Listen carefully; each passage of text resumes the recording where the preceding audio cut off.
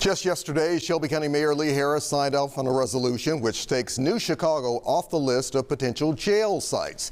The sheriff and other county leaders, though, maintain the necessity of a new criminal justice center to replace the aging facility at 201 Poplar. But today, one major question remains is, where will it go? Here to join in that conversation, we have former City Councilman Kemp Conrad, who is helping to lead the effort to build a new jail, and former County Commissioner and President of the Carter Malone Group, Deidre Malone. We appreciate you both for being here. How's everybody doing today? Good. Great. Thanks for having us. My pleasure. Let me start with a quote, Kemp. Mayor Lee Harris yesterday releasing a statement saying, communities prefer investments in education, opportunities for young people, and progress on blight over the construction of jails. What do you want people to know about your effort, especially the New Chicago site? Alex, I could not agree more.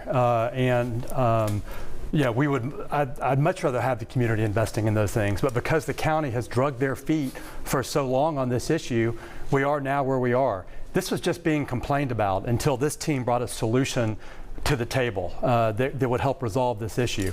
And I do think our site will be back in consideration, but this is the only site where there can be a public-private partnership. It's in an opportunity zone. There are 39% new market tax credits available. It would have cost the county $700 million less at this site compared to doing a bond issue on a county-owned site. So if the mayor, $700 million less, you said. That's correct. So if the mayor believes in these investments in youth, in blight, and things like this, then this should be the site that they are focused on. I will also say this site has been blighted for 40 years. This New Chicago area has had this blight for 40 years. Our plan was much more than a jail. It was a justice center, not just for incarceration, but also for all the offices, the sheriff's departments, the criminal courts, all the attorneys. It would have brought thousands of jobs to this area, which would have allowed for a lot of the private development to then follow. The grocery store that people want, more living, more retail. It's for those reasons that I hope and think that the County Commission will reconsider this site in the future.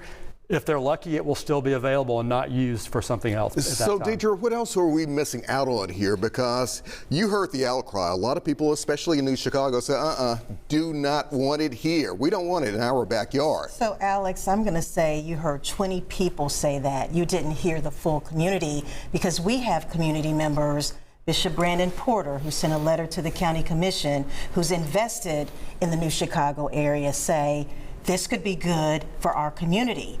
You have a public-private potential partnership where you have, an investor who's willing to actually build a jail and lease it back to the county. The county doesn't have $1 billion. You have the principal of Manassas High School who's saying, oh, this is wonderful. We can create a curriculum around law enforcement that will have an effect on the community. So you heard a small voice, and the County Commission listened to the small voice rather than the big voice, because we were really trying to get out in that community to educate the community on the benefits of this particular site. So at the same time, though, Kemp, what was the disconnect, though? Why couldn't the dots be connected on this project when it comes to more people understanding the potential benefits that you talk about? Well, that's part of what the master planning process was for, that we had rolled out. So we had started the community engagement. It's kind of a catch-22. You can't get too ahead of yourself talking to the community, or then some of the elected officials get mad. How dare you talk to people without talking to me? And then the community gets upset because how dare you talk to the elected officials? So we were running a parallel path. The last thing we wanted was for elected officials to be surprised by this. But again, by doing this, the County Commission silenced the voice of hundreds of, if not thousands of people in that community on not letting this site get a fair hearing. They used scare tactics, they made things up, and it's very unfortunate. But again, as we used to say on the City Council, 7 votes, you can move City Hall. And again, the property is there. It can be reconsidered. There is a lot more. This is very permissive zoning that's allowed there. So there are much worse uses that could be on that property than a $1 billion to $3 billion strategic criminal justice center, not just for 201 Poplar, but to include everything out in Shelby Farms, that would absolutely reinvigorate that community. And that's what this is about. The other thing is, I hope that people will not speak so negatively on social media and race bait and call people genocidal for wanting to do this.